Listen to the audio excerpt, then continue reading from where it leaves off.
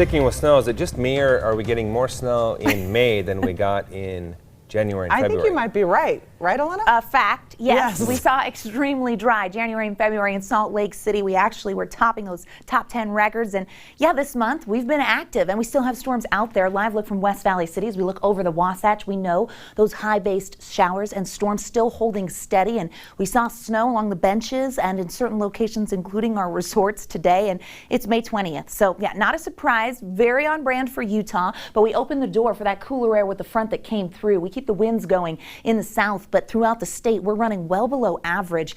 Extreme temperature drop there. We dropped about 15 to 20 degrees in many locations. We're tracking the wet weather. I'll show you exactly where it is, where the fire concerns are at this hour, and how long they stick around. And the warming trend. Does it happen quickly like it did last week, or will it take some time? I'll answer that question. Satellite radar shows us active skies on the eastern side of the state and in northern Utah, where the showers this morning have given way to some storms this afternoon. You're seeing pockets of them. It's not everywhere, but if you look towards the mountains, you're noticing them. As we zoom in and get pinpoint here, give you an idea that we have a chance of a storm in northern and eastern Utah, and the radar bringing that moisture in and around the lake, starting to dwindle, but really over the high country. That includes the Wasatch and some snow in the Uintas. Duchesne picked up accumulated 3 inches of snow. Got a great picture in the last hour. I'll show it to you by the end of this newscast. Looking at the numbers right now in Salt Lake, 53, and we'll see those 50s as we get through the next little while, but this is definitely way below average. Usually this time of year, Salt Lake 74. It's been a struggle to hit the 50s, and the chance of that storm sticks around. As we lose that daytime heating, the threat of wet weather does dwindle. But you know what really amps up? The cold. Heading into tonight, we've reissued the hard freeze warnings for the Sanpete Valley, backside of the Wasatch, Bear River Valley, Uinta Basin, and expanded to the Southwest Desert. So areas, if you covered those plants last night that were in the hard freeze, you're okay. But Southwest Desert and the Basin, heads up.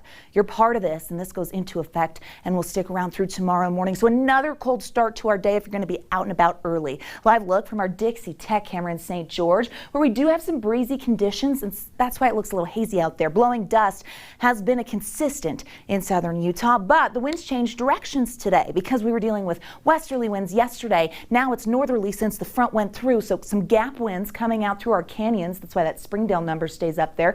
Still gusty in Moab down towards the Four Corners, Milford to Cedar City, and in St. George. And it's a cold wind. It has a bit of a bite.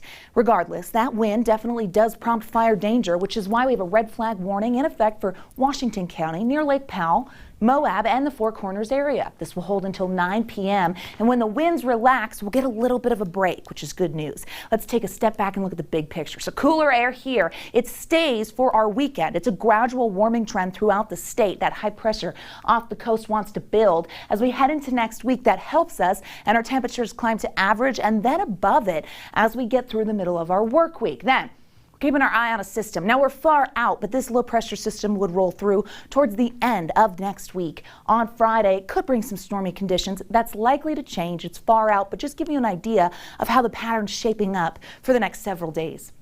60s for tomorrow, below average, still cool. Overnight lows cold along the Wasatch Front where you see a lot of 30s. Let's zoom in, find your city, and notice those lows dropping into the 20s in our mountain valleys, 36 in Tooele. It's going to be cold. Tomorrow, we warm things up into the 50s and 60s in northern and central Utah.